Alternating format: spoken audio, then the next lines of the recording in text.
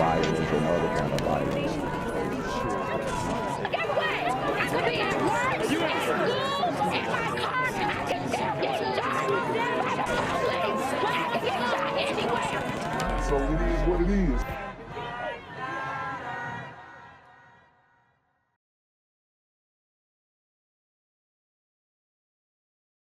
What's good, YouTube? It's a Black Gen Z Mindset. Make sure you go ahead and like, comment, share, and subscribe. And let's get into the video. An arrest in the horrific murder of a Fairfax County woman who was stabbed and then set on fire. Police arrested a man who knew the victim. Sylvia Vaca was found yesterday in her apartment in the Seven Corners area of Fairfax County. Wow. Information from witnesses led police to the suspect. News 4's Derek Ward reports. Close friends of the victim huddle outside, racked with grief. Beyond them, police tape and officers. Sylvia Vaca's apartment is a crime scene, but they remember it as the home to someone whom they said was always cheerful, who was the mother of 2 teenage children living in her native Bolivia. Wow. So you have this woman who was stabbed and then set on fire. These domestic situations are getting sickening. Happy all the time, happy with everybody. Good friend, good mother. Police were called to the 2900 block of Wilston Place Wednesday afternoon. Neighbors reported a domestic disturbance at the apartment Vaca shared with her husband and a friend who owns the condominium. That was screaming. I think there's a male that also lives in the apartment. Thought they potentially heard some banging, but not entirely sure. There was a fire alarm also going off, possibly from the same apartment. Police arrived on the scene, found heavy smoke in the apartment, and they made their way in. That's where they found Sylvia Vaca. Inside, she had been murdered and her body set afire. It's going to be homicide. You guys think it's going to be homicide? That's why we have one victim trying to get out the house. Neighbors described a man seen running from the apartment. Police, acting on that description, caught up with him at an Arlington gas station. Reporting now that person of interest was, again, ultimately responsible and charged by my officers in the homicide division. Richard Montano. Richard Montana. God. This dude is whacked out. Whacked out, yo. And I honestly can't even tell if he's a glider gremlin, a burrito gremlin. They said she was from Bolivia, so I guess that's more burrito-esque. But damn. These super burrito gremlins are on demon time. He's 47 of Arlington. He now resides at the Fairfax County Jail. He's facing a second-degree murder charge, a burglary with intent to commit murder charge, and an arson charge. And investigators say he and the victim are acquainted. Police evidence technicians came and went from the apartment for most of the morning. Friends of Sylvia Vaca say they're looking for a way to help with funeral expenses and a way to help Vaca's children in Bolivia. And amid all the sadness and uncertainty around Sylvia Vaca's death, there is certainty about how she'll be remembered. We're going to remember her with love. Even though there's been an arrest, this case is far from closed. There's several search warrants still to be served, and police want to determine the exact relationship between the victim and the man charged with her killing. They are also praising the efforts and actions of those first officers on the scene who rushed into that burning apartment to try and save that victim's life. In Fairfax County, Derek Ward, News 4. It is hard to imagine who would do the very thing I'm about to talk to you about. So police say someone set a woman on fire inside her apartment and left her to die. And sadly, she did. Now a homicide investigation is underway. Casey Nolan is in Falls Church, Virginia, where police are trying to piece this all together. There were actually 2 emergencies at the same time here Wednesday. Fire alarms brought out the fire department, and police were called for domestic violence. Police say it didn't take long for first responders to realize both calls were for the same gruesome crime. This victim was murdered, and the victim was on fire when officers arrived. Police say firefighters and officers tried to save her, even suffering from the smoke themselves. But the woman they found on fire here in an apartment on... And shout out to those officers, firefighters, for their bravery.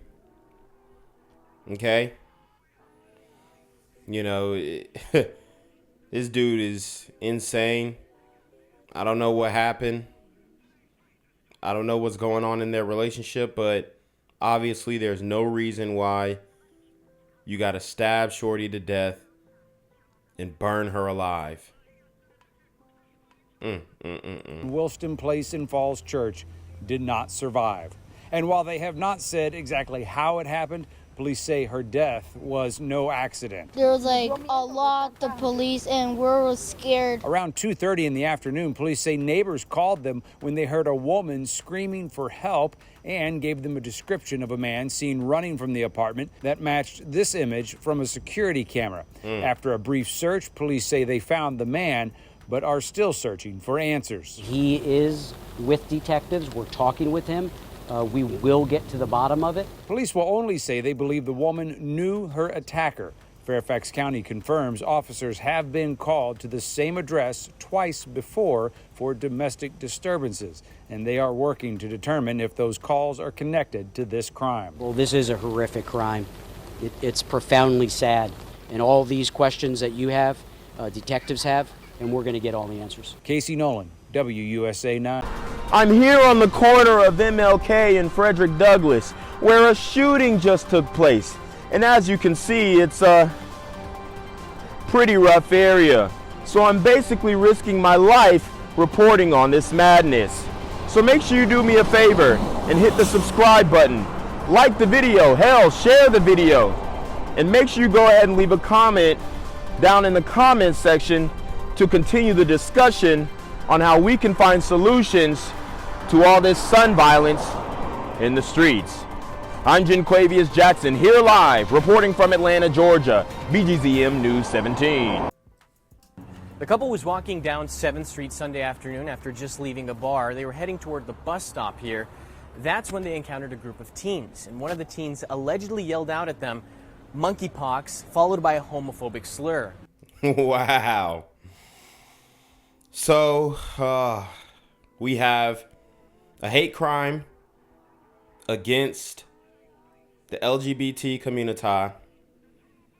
And, you know, obviously it comes from another individual, a super homophobic gremlin on demon time from the community. And he is using monkeypox as his justification to assault, put hands and feet on this LGBT individual and his mans. After that, when the couple turned around, is when police say the attack began. One of them comes up to me and punches me in the jaw, giving me a gash right here that needed about 3 stitches. Antonio, who did not want to show his face or for us to use his first name, is still in pain. His sandals and his shirt still covered in blood from the attack. He says his boyfriend is also bruised up. After that moment, I'm in shock. I started noticing that I'm covered in blood. I didn't realize how bad my lip was until other people saw it. So I thought it was just like, a cut on my face. And it honestly, it looks like I can't really tell if this LGBT individual is from the community or the communitino or the community. Okay, I can't really tell by the feet and the hands. Looks like a little tan, but I mean, they getting ran down on for monkeypox just like the Asians were getting ran down on for CV. And it's honestly, it's really not even about the viruses in general. It's really just about these attacks just escalating because the brazenness of these criminals. Tour obtained the DC police report. Investigators say they're looking at whether hate was the potential motive. The first moment I was just angry and I was just like, what kind of ignorance is this? Antonio says he's heard slurs before, but this is the first time he's experienced anything like this. And this ain't no Jussie Smollett situation here, okay? Ain't no Jussie Smollett situation. This really happened. But I'm telling you right now, I'm pretty sure it didn't come from no white supremacist Trump supporters. I'm not shocked by it. I am I think like it's been a buildup over the past couple of, you know, like months and years of conversations we've had about LGBT people. It can happen here. News 4 spoke to an ER doctor about the stigma surrounding monkeypox back in July. He feared something like this would happen and reminds people that the LGBTQ community has faced this before. We also have the potential of violence against those communities that are stigmatized. Again, that happened in HIV and AIDS, and I'm afraid we may see some of that now. MPD says it's still on the lookout for the suspects. Antonio describes the teen who hit him as a 5'9" male who is wearing black jeans and a black shirt. Just a 5'9" male? No description on maybe what this male's complexion was? Come on. It's like that? That's how I know it was a super gremlin on demon time. That's how I know right there.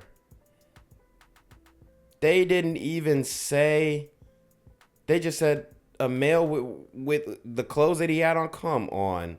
How's that going to help anybody? Of that now. MPD says it's still on the lookout for the suspects. Antonio describes the teen who hit him as a 5'9" male who is wearing black jeans and a black shirt. So those are some context clues right now. 5'9" male. They didn't say his race, so obviously y'all know what it is. And then they said teen. They said teen. See, a lot of the times the news has to kind of lighten what actually happened by saying, oh, it's just a teen. You see? But how do they even know if it was a teen or not? Could be a grown man. Could be in his 20s. Who knows? While his wound will heal. Okay, yeah, so this is a glider. Antonio says he's angry that he's lost a sense of security. Walking around there now, just, you know, always like feeling like you gotta like watch your back now. In Northwest, Mauricio Casillas. Gang violence and other kind of violence. Get away! I could be at work, in school, in my car, and I can still get shot by the police. I can get shot anywhere. So it is what it is.